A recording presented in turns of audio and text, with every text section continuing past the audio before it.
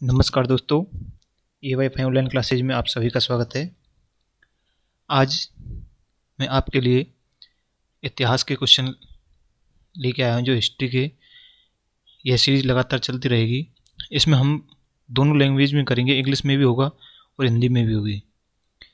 जो बच्चे इंग्लिश में पढ़ना चाहते हैं वो इंग्लिश में पढ़ सकते हैं इसमें, जो हिंदी में पढ़ते हैं वो हिंदी में, क्योंकि दोनों लैंग्वेज में इस क्वेश्चनों को कराऊँगा मैं। क्योंकि ये इंग्लिश वाले बच्चों के लिए भी इसमें कोई परेशानी नहीं होगी इनको क्वेश्चनों को पढ़ने में। ये जितने भी सारे क्वेश्चन हैं जो प्रीवियस ईयर में जो क्वेश्चन बार बार रिपीट होते हैं वो क्वेश्चन है। इतिहास का पूरा कंप्लीट क्वेश्चन कराऊंगा मैं। इसी तरह से हम ज्योग्राफी के भी लेंगे, राजनीति संबंधित भी लेंगे। सभी प्रकार के क्वेश्चनों को हम सोल्व करेंगे। सबसे पहले हम इतिहास के क्वेश्चनों को जो प्रीवियस ईयर एग्जाम में आए हुए हैं उनको समाप्त करेंगे। यह सीरीज़ लगातार चलती रहेगी, तो आप इस वीडियो में बने रहिए। यदि चैनल को अभी तक सब्सक्राइब नहीं किया तो प्लीज़ सब्सक्राइब करना ना भूलें और इसे ज़्यादा से ज़्यादा शेयर करें इस वीडियो को, जिससे उन्हें भी इस वीडियो के माध्यम से क्वेश्चन मिल सकें। और बेल आइकन दबाना न भूलें। वीडियो को लाइक ज़रूर करें जिससे हमें मोटिवेशन मिले, जिससे हमें लगे कि आपको ये वीडियो अच्छी लगी। तो स्टार्ट करते हैं आज के पहले प्रश्न के साथ। पहला प्रश्न है, मोहनजोदाड़ो में सबसे बड़ी इमारत कौन सी है? मोहनजोदाड़ो में सबसे बड़ी इमारत कौन सी है? तो इसका आंसर क्या होगा? तो इसका राइट आंसर क्या हो जाएगा? ए, ग्रेट ग्रेनरी। मोहनजोदाड़ो में सबसे बड़ी इमारत ग्रेट ग्रेनरी है। इसमें बच्चों आपको भी ये टेस्ट लगाना है। मैं आपके क्वेश्चन को स्क्रीन पर लाने के बाद आपके लिए 5 सेकंड का समय दूंगा। आपको भी ये करना है, कमेंट बॉक्स में लिख के बताना है कि इसका राइट आंसर क्या होगा, क्योंकि इससे आपके क्वेश्चनों का लेवल भी अच्छा होगा। सेकंड क्वेश्चन है, सत्यमेव जयते शब्द किस उपनिषद से लिया गया है? सत्यमेव जयते शब्द किस उपनिषद से लिया गया है? इसका आंसर क्या होगा? मुंडक उपनिषद से, अक्षय उपनिषद से, गरुड़ उपनिषद से या महावाक्य उपनिषद से? तो इसका आंसर क्या होगा? तो इसका राइट आंसर क्या हो जाएगा? मुंडक उपनिषद से। ये सत्यमेव जयते शब्द का उपनिषद से लिया गया है। कौन से? मुंडक उपनिषद से। इसका राइट आंसर ए हो जाएगा। ये आपको याद रखना है। बढ़ते नेक्स्ट क्वेश्चन की ओर। नेक्स्ट क्वेश्चन है, the following was the harbour in Harappa site. Hindi में निम्नलिखित में से किस हड़प्पा स्थल में बंदरगाह था? निम्नलिखित में से किस हड़प्पा स्थल में बंदरगाह था? इन 4 ऑप्शन में से आपको बताना है। यह क्वेश्चन जो SSC सीजीएल का टायर फर्स्ट हुआ था 2016 में मॉर्निंग वाले शिफ्ट में, उसमें पूछा गया था। मैं जितने भी क्वेश्चन कराऊंगा वो सभी प्रीवियस ईयर एग्जाम में आए हुए क्वेश्चन है, क्योंकि प्रीवियस ईयर एग्जाम के क्वेश्चन ही बार बार जो आने वाले एग्जाम है उनमें रिपीट होंगे, चाहे कोई सा भी एग्जाम देखना। इसलिए वीडियो बहुत महत्वपूर्ण रहने वाली है। तो आप इस वीडियो को पूरा देखें और इसे ज़्यादा से ज़्यादा शेयर करें और बेल आइकन दबाना नहीं भूलें।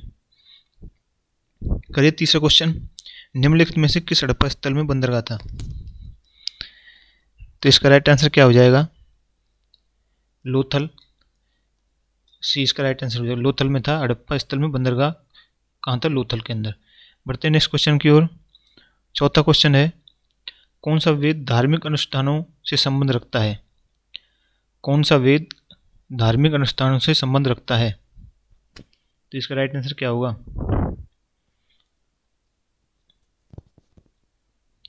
तो इसका राइट आंसर क्या हो जाएगा? ए, यजुर्वेद है जो धार्मिक अनुष्ठानों से संबंध रखता है।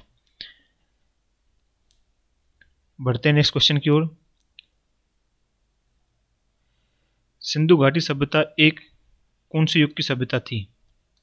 सिंधु घाटी सभ्यता एक कौन से युग की सभ्यता थी? Indus valley civilisation was age of civilisation. यानी कि सिंधु घाटी सभ्यता एक कौन से युग की सभ्यता थी, ये आपको बताना है। तो इसका राइट आंसर क्या होगा? इसका राइट आंसर हो जाएगा डी, कांस्य युग की सभ्यता थी सिंधु घाटी सभ्यता। बढ़ते नेक्स्ट क्वेश्चन की ओर। नेक्स्ट क्वेश्चन है, वैदिक साहित्य की रचना किस काल में हुई? वैदिक साहित्य की रचना किस काल में हुई थी? इसका आंसर बताना है। द वैदिक लिटरेचर वाज कंपोज बिटवीन, वैदिक साहित्य की रचना किस काल में हुई थी? इसका राइट आंसर क्या हो जाएगा? बी, 3500 ईसा पूर्व से 2500 ईसा पूर्व के बीच में जो वैदिक साहित्य की रचना है, वैदिक साहित्य की रचना के काल की हुई थी। तो ये एसएससी सीपीओ में टायर फर्स्ट में पूछा गया था 2016 में। जितने भी क्वेश्चन है सभी प्रीवियस ईयर के क्वेश्चन हैं, तो आप इस वीडियो में बने रहिए। बढ़ते हैं नेक्स्ट क्वेश्चन की ओर। 7वां प्रश्न है, अजातशत्रु का बेटा था। अजातशत्रु का बेटा का नाम बताना है। Ajatashatru was the son of, Ajatashatru के पिता का नाम क्या था?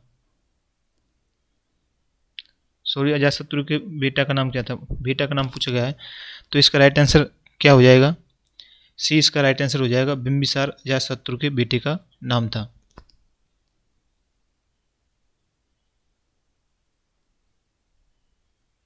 सॉरी, अजातशत्रु किसका बेटा था? बिंबिसार का बेटा था, ये था सॉरी। बढ़ते हैं नेक्स्ट क्वेश्चन की ओर। निम्नलिखित में से किसको छोड़कर अन्य सभी वैदिक देवकुल के प्रमुख देवता हैं? निम्नलिखित में से किसको छोड़कर अन्य सभी वैदिक देवकुल के नेता हैं? ये 4 ऑप्शन दिए गए हैं, इनमें से एक ऑप्शन गलत दिया हुआ है। उसको छोड़कर सभी वैदिक कुल के प्रमुख देवता थे, तो ये बताना है। इसका राइट आंसर क्या होगा? 20 का राइट आंसर हो जाएगा दुर्गा। दुर्गा को छोड़कर अन्य सभी वैदिक कुल के प्रमुख देवता थे, जो अग्नि, इंद्र और सोम, ये वैदिक कुल के देवता थे। बढ़ते हैं नेक्स्ट क्वेश्चन की ओर। 9वां क्वेश्चन, निम्नलिखित में से कौन से शासक मगध साम्राज्य से संबंधित नहीं है? निम्नलिखित में से कौन से शासक मगध साम्राज्य से संबंधित नहीं है? तो इसका आंसर क्या होगा? Which of the following king does not belong to the Magadha empire? तो इसका राइट आंसर क्या हो जाएगा? सी इसका राइट आंसर हो जाएगा। राजा धीराज शासक मगध साम्राज्य से संबंधित नहीं था। ये एसएससी सीएचएसएल का जो एग्ज़ाम हुआ था 2017 में, उसमें यह क्वेश्चन पूछा गया था। नेक्स्ट क्वेश्चन है, बिंबिसार किस वंश के राजा थे? बिंबिसार किस वंश के राजा थे? Bimbisara was the king of which dynasty?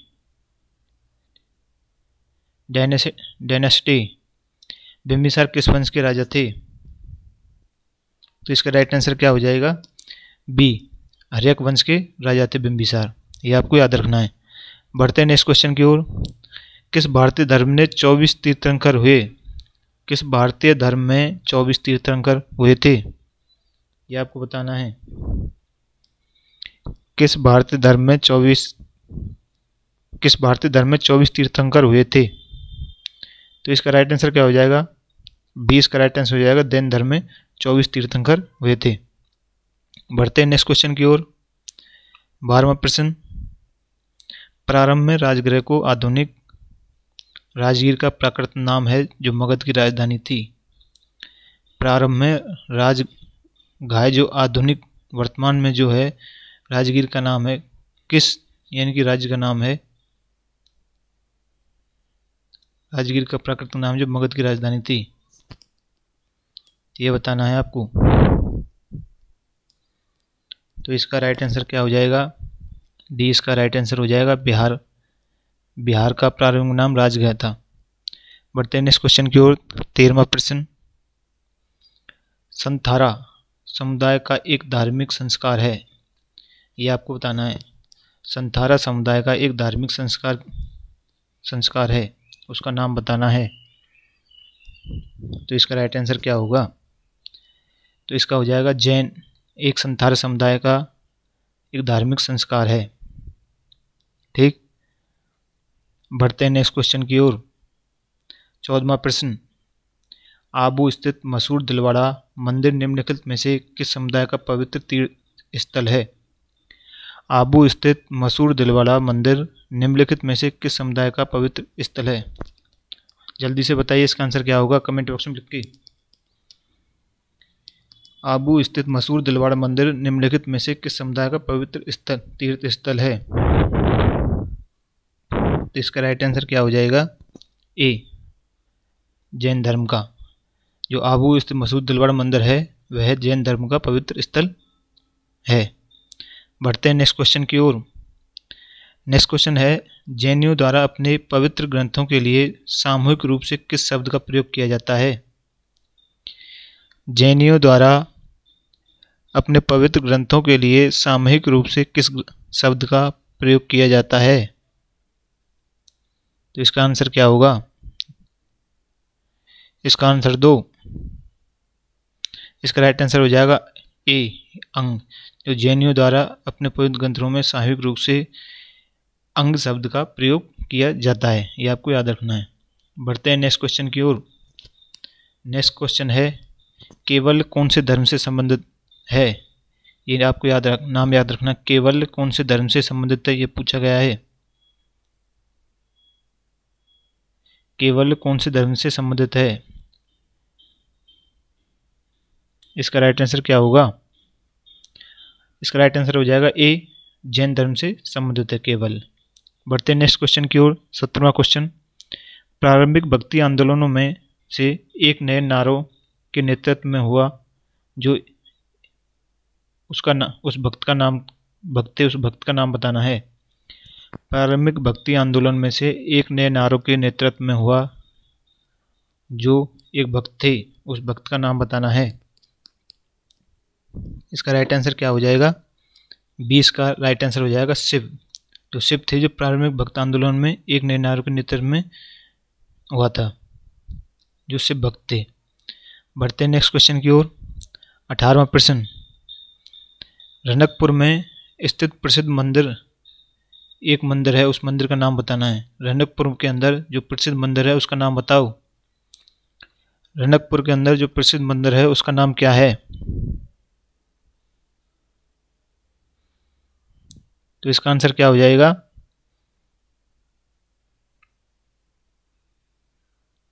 ए, इसका राइट आंसर हो जाएगा जैन धर्म।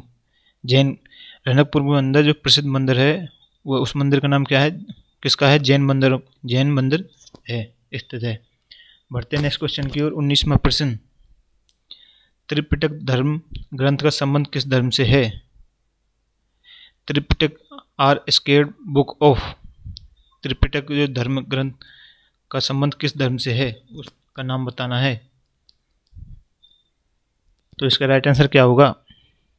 तो इसका राइट आंसर हो जाएगा डी, जो बौद्ध धर्म से संबंधित है। बढ़ते नेक्स्ट क्वेश्चन की ओर। नेक्स्ट क्वेश्चन है 20वां, गौतम बुद्ध कौन से गणराज्य से थे? गौतम बुद्ध कौन से गणराज्य के थे, ये आपको बताना है।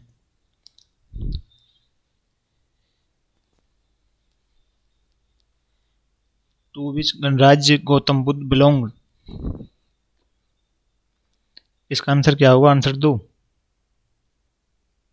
तो इसका राइट आंसर क्या आ जाएगा? ए, जो शाक्य वंश से संबंधित थे। गौतम बुद्ध कौन से गणराज्य से संबंधित थे? शाक्य वंश से। आपको ये याद रखना है क्योंकि इसी प्रकार के क्वेश्चन एग्जाम में पूछे जाते हैं। क्योंकि जो प्रीवियस ये जो एग्जाम हुए 2016 में ये क्वेश्चन पूछा गया था जो शाम की शिफ्ट में, तो यही क्वेश्चन बार बार रिपीट होते हैं। बढ़ते हैं नेक्स्ट क्वेश्चन की ओर।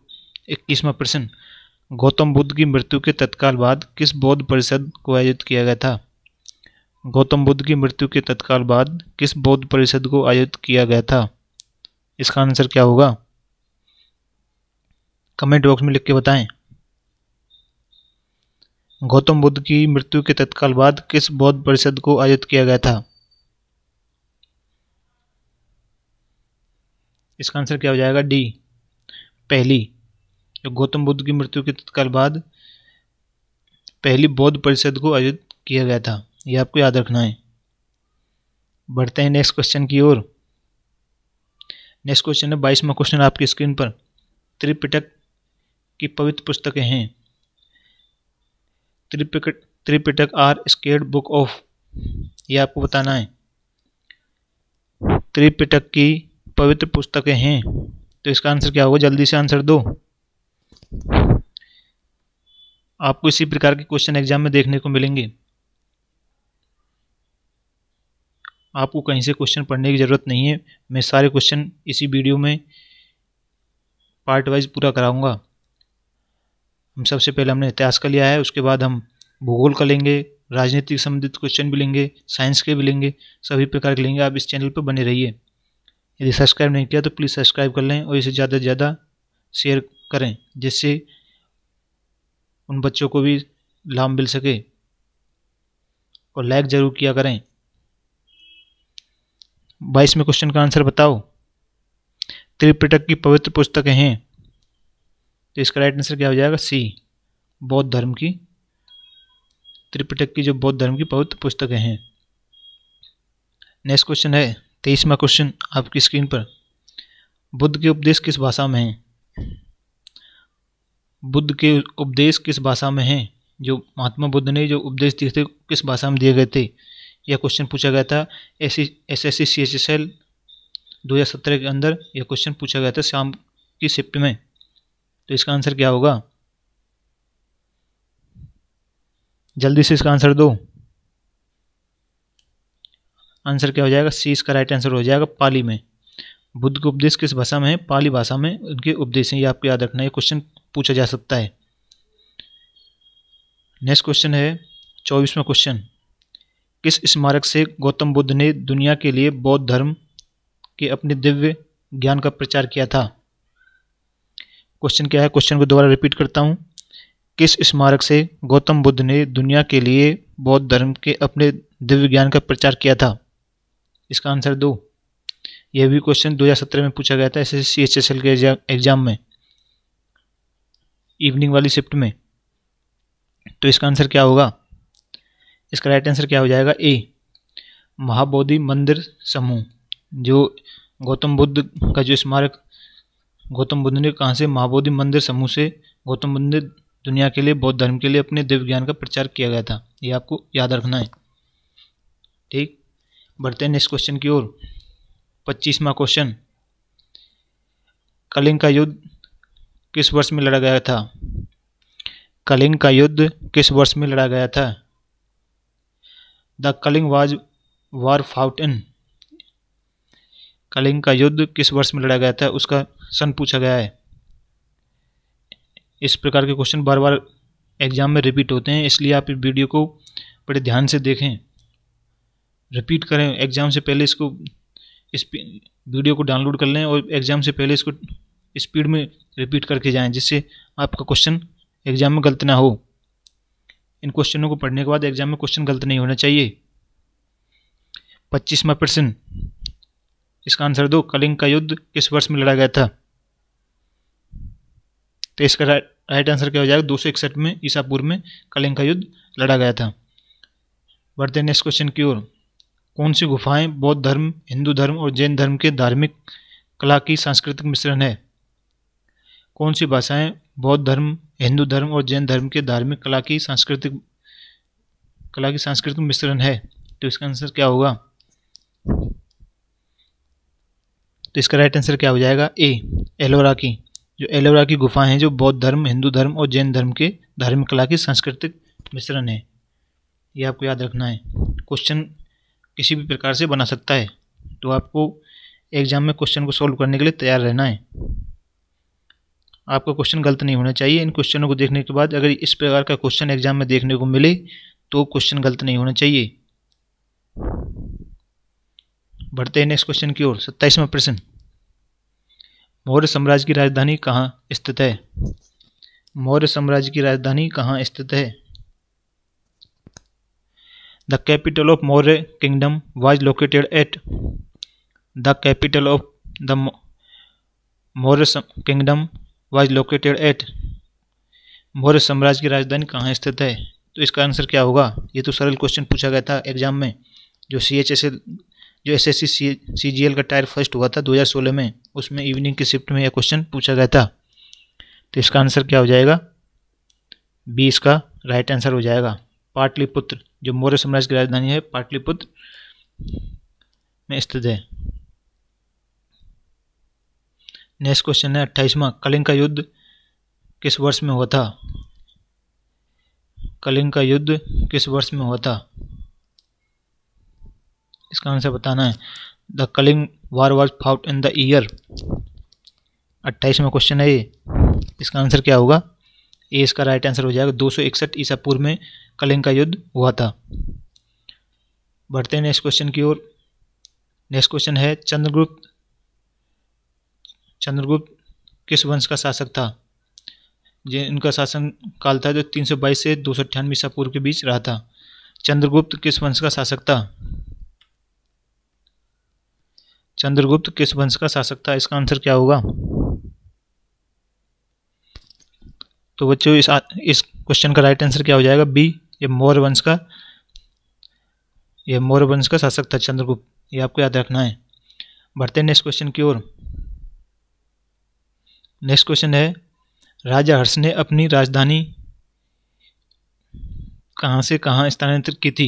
ये आपको बताना है। राजा हर्ष ने अपनी राजधानी किस जगह से कहाँ तक स्थानांतरित की थी? ये आपको बताना है।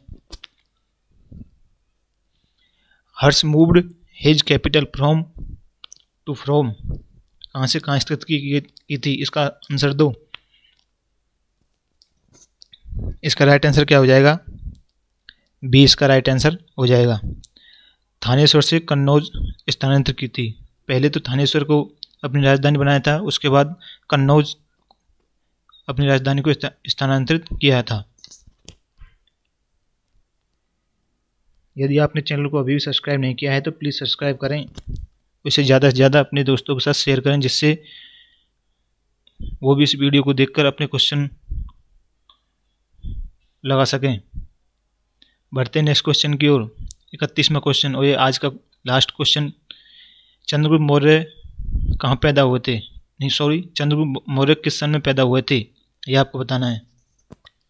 चंद्रगुप्त मौर्य किस सन में पैदा हुए थे? इसका राइट आंसर क्या होगा? 31वां क्वेश्चन और आज का ये इस वीडियो का लास्ट क्वेश्चन है। तो इसका आंसर क्या हो जाएगा? इसका राइट आंसर हो जाएगा बी, 340 ईसा पूर्व में इसका राइट आंसर हो जाएगा। ये आपको याद रखना है। तो दोस्तों मिलते हैं कल नेक्स्ट वीडियो में। इसी पार्ट को आगे बढ़ाएंगे। इसी प्रकार के क्वेश्चन आपको देखने को मिलेंगे। यदि आपने हमारे चैनल को अभी सब्सक्राइब नहीं किया है तो प्लीज़ सब्सक्राइब कर लें और इसे ज़्यादा से ज़्यादा शेयर करें और बेल आइकन दबाएं, जिससे लेटेस्ट वीडियो का नोटिफिकेशन सबसे पहले आपको प्राप्त हो सके, जिससे आप किसी भी वीडियो से वंचित न रहें। और इस चैनल पर आपके लिए डेली करंट अफेयर्स का वीडियो मिलता रहेगा। यदि आपने हमारे करंट अफेयर्स का वीडियो नहीं देखा है तो इसका लिंक डिस्क्रिप्शन में मिल जाएगा, वहाँ से जाके आप चेक कर लें। नहीं तो आप इस चैनल का नाम सर्च करके भी देख सकते हैं। तो मिलते हैं नेक्स्ट वीडियो में। जय हिंद, जय भारत।